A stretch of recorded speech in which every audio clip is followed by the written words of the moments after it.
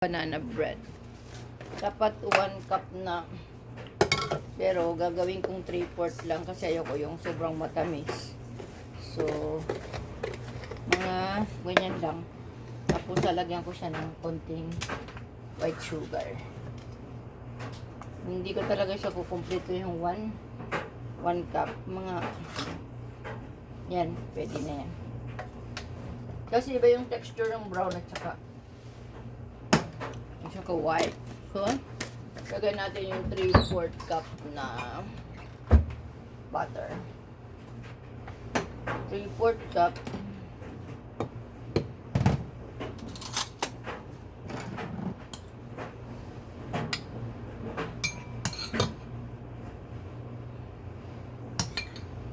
Lahat halos siya talaga. Totoo talaga.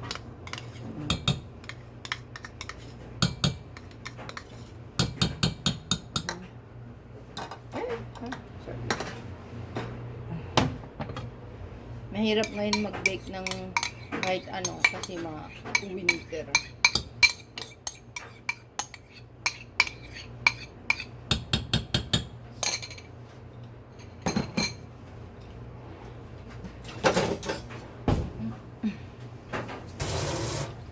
Ano natin to?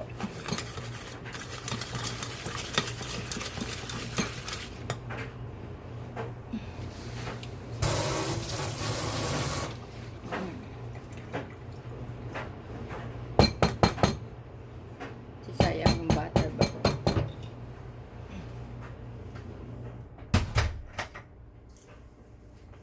Meron pa dito. Meron pang butter.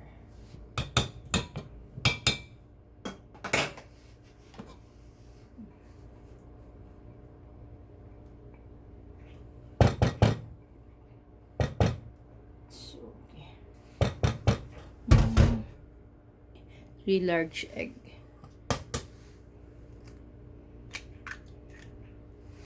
Nano ko itong itlog, naka-rep na ito, tapos nilabas ko na lang siya. Feeling ko okay na rin naman siya.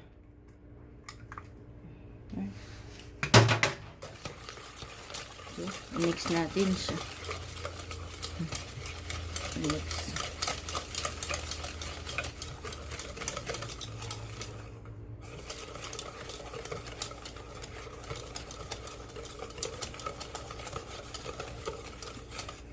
Okay, so magsisip tayo ng all-purpose flour.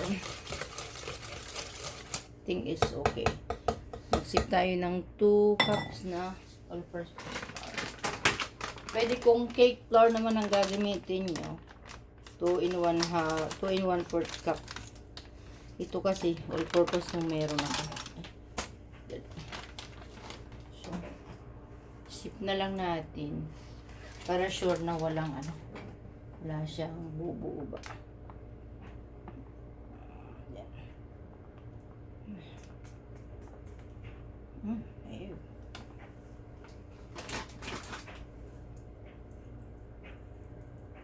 Pwede na yan ibuo dyan.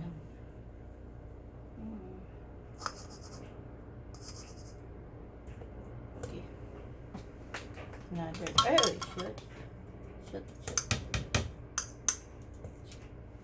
Mabigat. Ayaw niya. So, hintay pa natin yung 1 cup pa niya.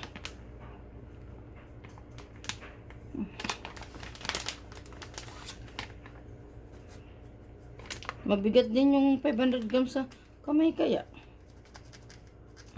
Okay. So, 2 cups. Ouch. Okay. 2 cups.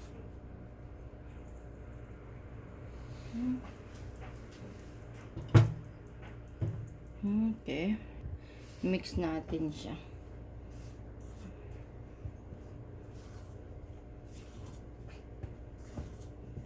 Sure, no? Mix.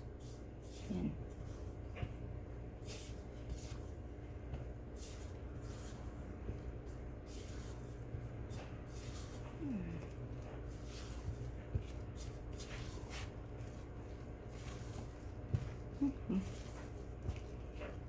So, lagay na natin yung ating 1 teaspoon na baking soda.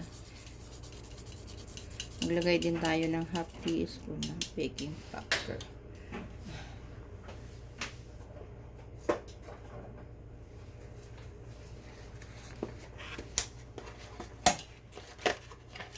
Konti lang.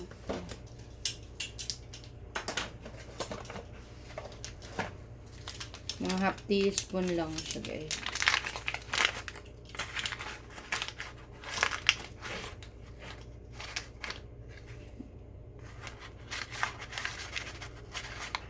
Yan na.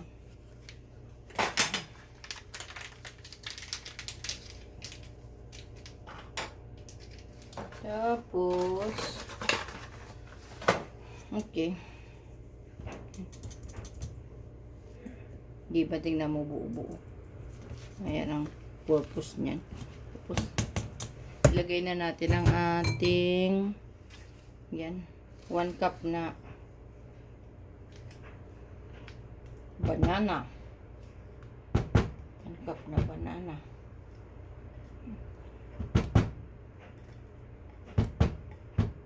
Banana.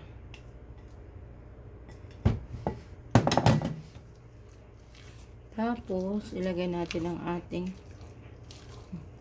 maglagay tayo ng ito. Mga kunti lang naman, pampabango lang. Mga 1/2 teaspoon lang. Ito yun, siguro. Okay. Maglagay tayo ng konting salt. Konting salt sa ating cake. Tapos, maglagay tayo na itong ating yogurt. Plain yogurt ito. Feeling ko pwede na siya, hindi na siya malamig. Mga 3/4 lang eh. So, kaya hindi tayo gumamit ng gatas. Okay. Ayan. Kasi gumamit tayo ng yogurt.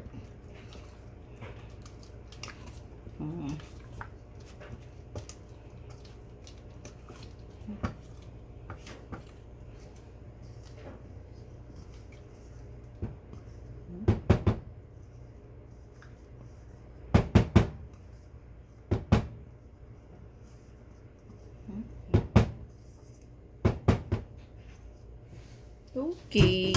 Yan na. Lagay na natin ito. Hanggang ma-mix siya. Tapos, maglagay tayo ng ating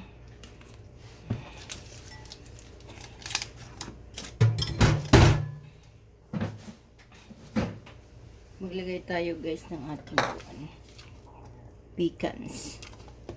Yung pecans natin nandito. Tingnan natin kung gaano nga ito. Ay, so cinnamon powder pa pala. Maglalagay tayo ng konting cinnamon powder. Iwan ko yung parang add extra flavor. Mga konti lang. Ayan. Ayan. Ayoko nang amoy ng cinnamon pagdating sa ayan. Buti na alala ko yan. Okay. So, lagyan na natin ang ating last ingredients. Itong ating Quanto pecans and cashew nuts. Yan saan cashew nut yan.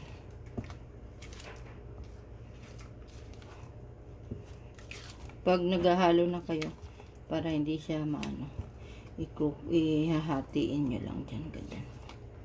Okay. So, magpapainit na tayo ng ating stove.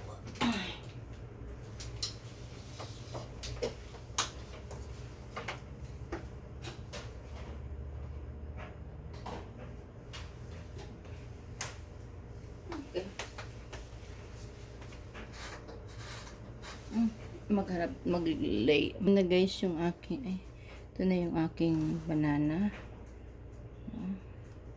Mag-i-spread lang ako ng konting almonds dyan. So, sayang yung mga ganito, alam nyo ba? So, yung ating cake, lalagay natin, mag-spread tayo ng konting, ano dito, sa ibabaw. Medyo may mga malalaki pa nga eh. So, yan.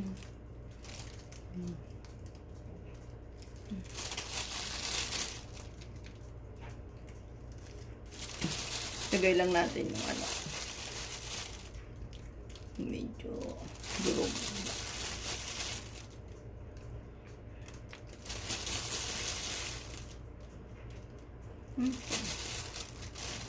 That's it.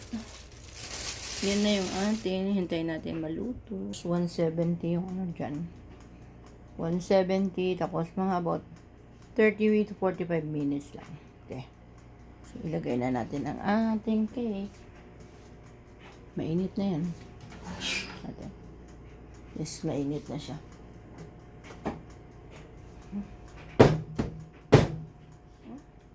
Let's put it. Ilagay ang ating cake. Wait until after 20 minutes, check natin yung ating kuan.